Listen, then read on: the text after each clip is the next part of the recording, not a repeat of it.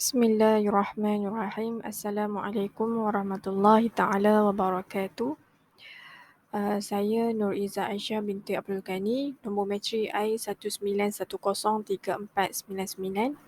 Bersama dua orang ahli kumpulan saya lagi akan membentangkan tajuk iaitu jihad menangani masalah pemikiran yang memusnahkan seperti liberalism dan juga pluralism. Okey, pengenalan bagi tajuk ini ialah pengenalan bagi tajuk jihad menangani masalah pemikiran yang memusnahkan seperti liberalism dan juga pluralism ialah mutakhir ini terdapat sekelompok daripada umat Islam yang mendakwa bahawa jihad itu adalah perang semata-mata. Mereka tidak menerima istilah jihad nafsu, jihad harta, jihad ilmu dan sebagainya. Bagi mereka, istilah jihad ni yang dimaksudkan dalam Al-Quran dan juga hadis hanya merujuk kepada perang semata-mata. Pada Julai 2006, Muzakarah Jawatankuasa Fatwa Majlis Kebangsaan bagi Hal Ehwal Ugama Islam yang ke-74 telah menghimpunkan semua mufti di negeri-negeri untuk memutuskan iaitu liberalism dan juga pluralism adalah ajaran sesat dan menyeleweng daripada syariat Islam. Sebab utama fatwa tersebut diwartakan adalah kerana kedua-dua fahaman tersebut bertentangan dan menyeleweng daripada ajaran Islam.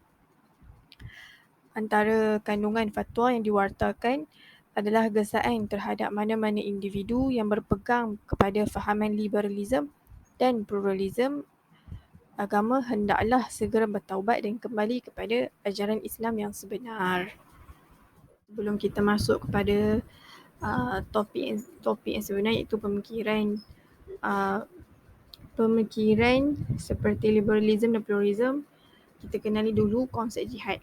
Okey, jihad dari sudut bahasa ia berasal daripada kalimah jimhadal yang bermaksud menghadapi kesusahan dan juga mengerah tenaga. Manakala daripada sudut istilah pula, jihad bermaksud segala perjuangan untuk meninggikan kalimah Allah di atas dunia ini seperti perjuangan mempertahankan agama, mempertahankan hawa nafsu daripada terjebak dengan godaan syaitan, perjuangan meninggikan darjat ummah, perjuangan memartabatkan budaya keilmuan, perjuangan mempertahankan negara dan apa jua usaha yang bersungguh-sungguh untuk meninggikan agama Allah melalui cara yang dibenarkan oleh syarak. Selain pada itu, daripada sudut istilah juga, jihad ditarifkan dengan pelbagai definisi oleh para ulama. Contohnya Al-Qasani. Al-Qasani ni mengatakan jihad pada uruf syarak digunakan untuk mengeras sepenuh kemampuan untuk berjuang pada jalan Allah Subhanahu Wa Taala dengan harta, nyawa, lisan dan juga yang lain. Manakala sebahagian fuqaha lagi seperti Ibnu Arafah, Ibnu Hajar, mereka mentarifkan jihad ni dengan perang secara yang khusus. Ini bermaksud terdapat dua takrifan mengenai jihad, iaitu jihad yang am dan juga jihad yang jihad yang khas. Okey, secara amnya dia meliputi jenis jihad yang samalah seperti harta, lisan dan juga nyawa. Kalau jihad yang khas ni dia maksud kita memerangi musuh. Okey. Seterusnya ayat yang terdapat dalam Al-Quran mengenai jihad ialah A'udzu billahi minasyaitonir rajim. Innal ladzina amanu wal ladzina hajaru wa jahadu fi sabilillah ulaika yarjuna rahmatallah wallahu ghafurur rahim.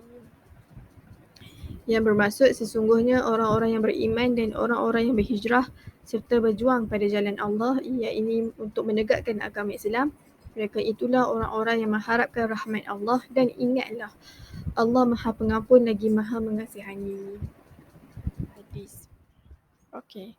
Imam Al-Bukhari dalam koleksi hadisnya telah memasukkan bab jihad pada bab yang pertama.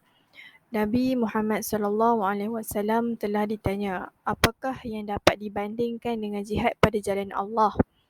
Lalu Nabi Muhammad SAW menjawab, "Kami tidak akan sanggup melakukannya."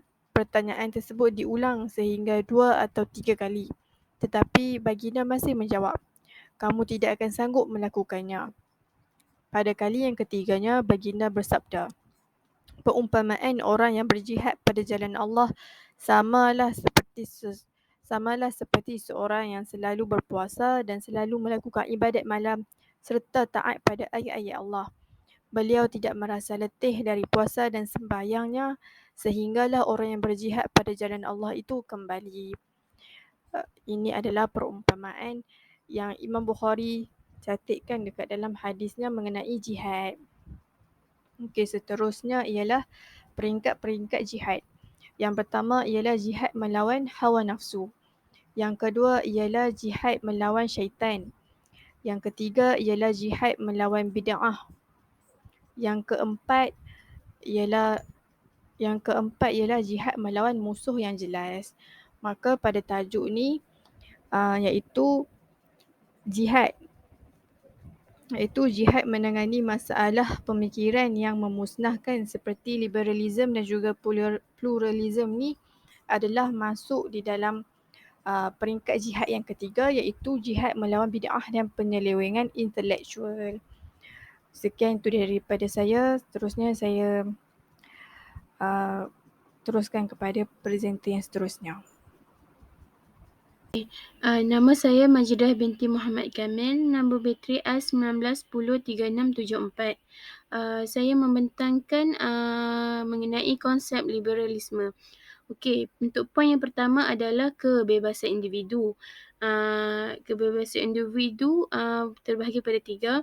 Kebebasan sosial, politik atau ekonomi, kebebasan psikologi dan kebebasan moral. Okey. Kebebasan individu ini untuk berfikir seperti mana kebebasan yang memerlukan pembaharuan dalam agama. Okey, aliran Islam liberal mengkehendaki Islam melalui pemahaman dan logik akal. Dan mendakwa akal juga adalah wahyu yang membahagikan wahyu kepada dua jenis, iaitu wahyu bertulis iaitu Al-Quran dan juga wahyu tidak bertulis. Dan dalam kebebasan psikologi pula merujuk kepada konsep kehendaknya manusia untuk berfikir dan juga berbuat. Dan kebebasan individu berfikir dalam moral pula apabila adanya kepercayaan bahawa seseorang boleh melakukan apa saja tanpa batas dosa. Okey, poin yang kedua adalah bebas secara semula jadi. Okey, konsep bebas secara semula jadi ini adalah manusia membawa kepada penolakan perjanjian dan persaksian asal antara semua manusia dengan Allah, bahawa manusia mengakui dia adalah Tuhan. Okey, kebebasan oleh undang-undang alam pula adalah dalam fahaman Islam. Di sana ada ketentuan metafizik bahawa manusia bertanggungjawab terhadap Allah dan makhluk lain di alam ini sebagai khalifah kepada semuanya. Slide yang seterusnya adalah latar belakang liberalisme. Okey, pemikiran liberal adalah aliran pemikiran yang berjuang untuk hak kebebasan bersuara dan hak kebebasan beragama. Pemikiran ini dilihat memberi ancaman kepada keharmonian beragama kerana pentafsiran yang dibuat dalam hal berkaitan agama bergantung kepada perspektif rasional dan kontekstual. Okey. Untuk poin yang pertama, fahaman liberalisme merupakan embrio dari perjuangan kaum liberal yang menentang setiap tindakan yang dianggap menekan kebebasan individu. Okey, sebenarnya telah ada di Inggeris sebagai reaksi terhadap penindasan yang dilakukan oleh kaum bangsawan. Okey, yang poin ketiga adalah setiap orang harus tunduk terhadap kekuasaan bangsawan dan agama. Dengan adanya kekangan tersebut, orang-orang ingin melepaskan diri dan memperjuangkan kemerdekaan individu.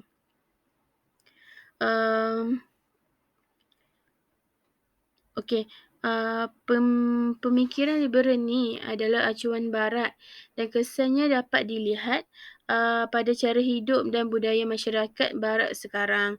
Okey, apa yang dibimbangkan sekarang adalah uh, hal uh, hasil kajian juga menunjukkan pemikiran ini telah meresap masuk ke dalam pemikiran sebahagian umat Islam yang sekarang dan khususnya kepada kalangan pemimpin Islam. Okey, metod berfikir menurut kaedah ini perlu ditandangi secara holistik kerana pemikiran beracuan liberal ini mampu menjejaskan metod pemikiran umat Islam sebagai latar belakang dan implikasinya ia akan muncul pelbagai gerakan yang mendakwa mereka membawa panji-panji Islam. Padahal prinsip-prinsip yang ditegakkan bersifat ekstrim dan bertentangan sama sekali dengan prinsip ajaran dalam Islam. Selain seterusnya adalah konsep pluralisme. Okey, konsep pluralisme ada lima poin. Poin yang pertama adalah pluralisme agama, iaitu yang memiliki makna luas dan berkaitan dengan penerimaan terhadap agama yang berbeza-beza dan digunakan dalam cara yang berbeza-beza. Dan ini mengingatkan bahawa semua keyakinan itu sama dan kebenaran setiap agama adalah relatif. Kerana itu, setiap orang yang beragama tidak boleh mengatakan bahawa keyakinan yang dianutinya dan diimaninya paling benar dan orang lain salah. Okey, seterusnya adalah pluralisme ilmu pengetahuan. Okey, ini adalah kepelbagaian ilmu yang menjadi faktor utama pertumbuhan ilmu pengetahuan. Okey, banyak teori yang muncul dalam isu ini belum dapat dibuktikan kebenarannya dan merupakan bukti kebebasan berfikir ilmiah sehingga dapat disimpulkan bahawa ekonomi sosial juga termasuk dalam pluralisme ilmu pengetahuan. Okey, dengan ini pluralisme ilmu pengetahuan ni memperlihatkan hak individu dalam mengambil keputusan atas sesuatu kebenaran yang bersifat menyeluruh dan universal bagi setiap individu. Okey, yang seterusnya poin yang ketiga pluralisme sosial. Okey, ni adalah sebuah fahaman yang menerima keberagaman seperti sikap saling menghormati dalam interaksi sosial yang terjadi antara individu atau kelompok pada sebuah tetapan sosial dan dalam kehidupan bersosial. Okay, pluralisme akan tercapai bila masyarakat saling hidup berdampingan dan menunjukkan sikap menghargai mahupun menghormati dengan orang lain. Okey, justru itu poin yang keempat pula mengenai pluralisme media. Okey, membawa maksud kepada keberagaman teknologi untuk membantu orang-orang berkomunikasi dengan baik dalam jarak jauh ataupun jarak dekat. Okey, media salah satu sarana penyampaian informasi yang diakui keberadaannya dan juga digunakan untuk menyampaikan pendapat. Okey, yang last sekali, poin yang kelima, pluralisme budaya. Okey, ni adalah keadaan budaya yang majmuk atau istilah lain digunakan untuk menggambarkan penerimaan budaya alternatif. Okey, maksudnya orang-orang hidup bersama dengan saling toleransi terhadap budaya orang lain walaupun berbeza-beza agar setiap orang akan tercapai. Okey, kerana sering sekali keberagaman budaya ini menyebabkan konflik dan hal ini disebabkan oleh munculnya persaingan, ada sikap ego yang menganggap bahawa kebudayaan mereka paling terbaik berbanding dengan budaya orang lain. Mengenai latar belakang pluralisme. Poin yang pertama adalah pluralisme merupakan sebuah fahaman yang berbeza keyakinan agama dalam suatu masyarakat dan memperbolehkan kelompok yang berbeza itu untuk tetap menjaga keunikan budaya masing-masing. Okey, yang kedua adalah munculnya pemikiran pluralisme adalah mengimplikasikan tindakan yang fokus pada pengakuan kebebasan beragama. Kebebasan berfikir atau mencari informasi hingga seorang tu atau satu kelompok tu perlukan kematangan kepribadian mereka untuk mencapai pluralisme. Okay, walau bagaimanapun, ia juga diklasifikasikan dalam dua bentuk faktor, iaitu yang pertama faktor internal dan faktor eksternal. Okey. Faktor internal ni adalah mengenai keyakinan seseorang yang serba mutlak dan absolut dalam apa yang diyakini dan diimannya. Itu paling benar adalah semula jadi belaka. Okey. Keyakinan akan sempurna dan kemutlakan ini berlaku dalam hal akidah ideologi, iaitu baik berasal daripada wahyu Allah ataupun sumber yang lain. Okey, yang kedua pula dah faktor eksternal yang kuat mempunyai kata kunci dalam menciptakan iklim yang kondusif dan lahan yang subur. Okey, dan bertumbuh dengan kembangnya teori pluralisme. Okey. Kedua faktor ni adalah faktor politik dan faktor ilmiah. Itu saja dari saya. Assalamualaikum warahmatullahi wabarakatuh. Nama saya Nur Husnina binti Muhammad Fadzil. Nombor matrik I18203090. Seterusnya saya akan meneruskan tentang jihad menangani masalah liberalism dan pluralism. Peranan membasmi masalah liberalism dan pluralism ni adalah menjadi tanggungjawab setiap umat Islam, sama ada ia perlu melaksanakannya secara individu ataupun bersama, ataupun dilakukan di kalangan keluarga, masyarakat dan juga melalui institusi agama, institusi pendidikan ataupun kerajaan. Okay, dalam Islam, setiap penganut agama ni perlu saling menasihati sesama sendiri, kerana sesungguhnya agama Islam ni adalah agama nasihat. Jadi metod ataupun cara teknikal dalam membanteras ajaran sesat ni mestilah dilaksanakan oleh semua pihak berdasarkan daya, kuasa dan juga kemampuan sedia ada.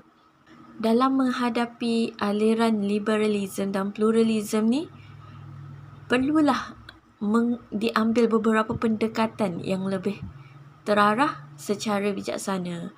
Okay, liberalism ni ialah aliran yang mementingkan kebebasan individu hingga ianya membolehkan manusia ni melakukan apa saja atas dasar hak individu, manakala orang lain ni tak boleh menegur setiap tingkah laku atau keputusan yang dibuat. Bagi pengikut fahaman pluralism pula, mereka menganggap semua agama ni sama dan tak ada agama yang lebih baik daripada yang lain. Dalam memahami tasawuf ni, kita perlu membina masyarakat yang mementingkan ketinggian akhlak, pembangunan rohani, kehidupan sederhana dan juga menjauhi perkara-perkara yang melalaikan. Seterusnya, peranan utama bagi individu dalam mengenal, mengetahui dan juga menangani masalah liberalism dan pluralism ni adalah bermulanya dengan proses menuntut ilmu. Sebagaimana yang telah kita semua tahu, bahawa ilmu ni adalah cahaya, penyuluh dan juga penyelamat bagi setiap manusia.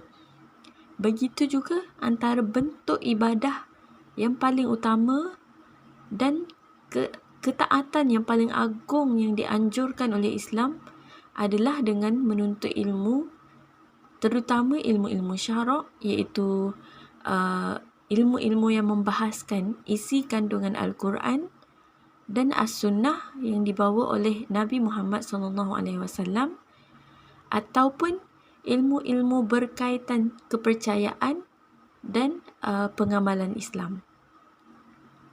Selain itu, selepas individu, keluarga juga merupakan institusi yang amat penting dalam sesebuah masyarakat. Boleh dikatakanlah semuanya bermula dari rumah ataupun dari keluarga. Sesungguhnya karakter, pewatakan peribadi dan juga pemikiran seseorang tu terbentuk melalui rumah dan keluarganya. Jadi setiap ahli dalam sebuah keluarga tu, terutamanya lah ibu bapa, perlulah memainkan peranan menyuburkan benih pemikiran berasaskan akidah, syariat dan akhlak Islamiah, iaitu berpandukan Al-Quran dan juga As-Sunnah, serta tidak menyeleweng, apatah lagi yang sesat dalam kalangan ahli keluarga. Dan akhir sekali, kerjasama daripada seluruh masyarakat Islam di Malaysia ni umumnya amat penting untuk sama-sama membenteras ajaran dan juga fahaman yang menyalahi akidah ahli sunnah wal jamaah sebagai satu usaha menyahut seruan Allah, iaitu saling tolong-menolong dalam membuat perkara kebajikan dan juga takwa. Seterusnya ialah kesimpulan. Kesimpulannya adalah tidak tepat jika jihad hanya diertikan sebagai peperangan semata-mata. Ini kerana maksud jihad yang sebenar adalah lebih luas dan bukan hanya tertumpu kepada erti peperangan. Seharusnya setiap Muslim itu melalui dan melaksanakan setiap tingkatan jihad mengikut kemampuan diri masing-masing. Ia bermula dengan memperbaiki diri, iaitu jihad nafsu, kemudian jihad melawan syaitan, seterusnya jihad melawan bid'ah dan penyelewengan intelektual, iaitu macam tajuk sekarang ni, iaitu jihad menangani masalah liberalism dan juga pluralism, dan seterusnya ialah jihad menentang musuh yang nyata. Jadi jika ditelusuri sejarah para rasul, sahabat dan tabi'in, Islam tersebar dengan penuh dakwah, penuh ilmu, beradab dan juga disulami dengan hikmah. Justru Islam tidak sesekali mensyariatkan peperangan kecuali apabila keadaan memerlukan demi mempertahankan Islam dan juga umatnya. Sekian daripada kami. Terima kasih.